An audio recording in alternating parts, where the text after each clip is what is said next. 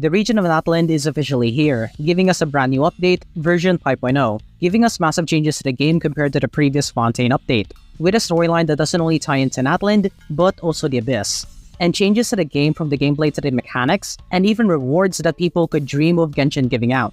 Let's start to break down this awesome event and update. One of the major changes in Natland is the story. The region Archon quest would usually keep the story of the region inside the region itself and its own problems, like the Shogunate and Inazuma and the Raiden Shogun, and the Academia, the Desert, and the Dendro Archon in Sumeru. But Natland changes it, with the addition of the Abyss and the Fatui plot right in the first update. This is a first since Mondstadt, where the Abyss played a more prominent role in the main storyline, instead of the Traveler's Way quest alone. The Abyss looks to play a more prominent role in the region as well, putting it right in the forefront beside the new Saurians being the dragons of the new region, and how they control a Night Kingdom in the region, which is hinted at to be linked to Natland itself or Teyvat as a whole. It also brings up how deep the connection is between the Abyss and Natland, as we do see a version of Natland with the Abyss. We see the arena in the trailer having a different design, with the flames having turned blue and the color palette being changed. We even see an Abyss version of one of the new Saurians in one of the shots in the trailer next to a waypoint.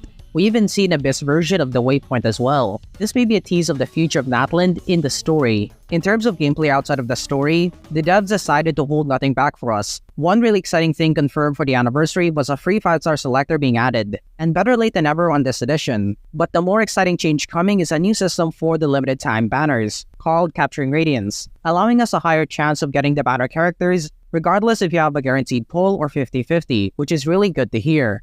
We are also getting free 20 pulls worth of Primo Gems, which is really good to hear, and I'm hoping we get the standard 10 pulls each update like in Star Rail. Another major addition coming to the game is a way to craft artifacts. We can get a new kind of elixir that allows us to craft artifacts, and even choose the main stat and substat of the artifact, which is insane. So the way we can get the new elixir item is interesting.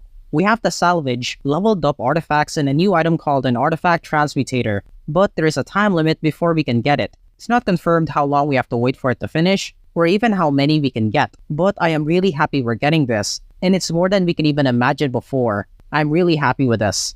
For the new characters in the update, we have Kinich, Maulani, and Kachina. Each of the new characters looks very good to pull for, and I'm pretty excited to get them. This is one of the few character rosters that are very good across the board, from the 4-star to the 5 stars. This is really good.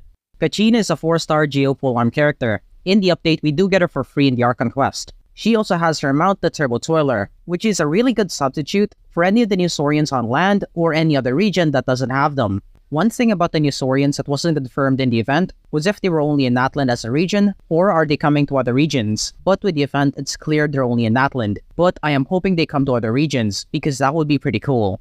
Maulani is a 5-star Hydro Catalyst character. Something you'll notice as we look through the new characters is how similar their skills are to the new Saurians in movement. Maulani's skill allows her to move on land and water really quickly, and the new Hydro Saurian called the Koholosaur looks really similar in terms of the movement and the skill, which is an intentional design by the developers, which is really cool. And we also got the confirmation of more Saurians in the future, with the Pyrosaurian tease in the event. Kinich is a 5-star Dendro Claymore character. In terms of a kit, I am in love with the look of his skills, reminding me of a skill I would find in Kingdom Hearts than Genshin, and the old summoned dragon companion to fight, which is really cool, and I love the animation for it. One exciting reveal by the developers about Natland is the concept of ancient names. It brings the concept of resurrection into the story of Genshin, and it is also the reason why Capitano is in the region of Natland. Maybe to stop the resurrection of the past Pyroarchon, who is revealed to have already died, and Mawika being the current Pyroarchon, but may also be the resurrection of a fallen ally, namely Signora. This would be cool to see, but the trailer does hint at it being tied to Natland first and foremost, and not Teyvat as a whole, and Signora hasn't been shown to have any connection to Natland before. Makes it odd if this is the case, but it could change in time for the story. 5.0 looks to really shake the game with its story, mechanics, and changes, much more than any previous region before it. With the recent shift from the developers to improve the game, with the recent Imaginarium Theater before and the upcoming Natland, this is really good to see from the developers, really listening to the community and taking feedback, and I'm pretty happy here.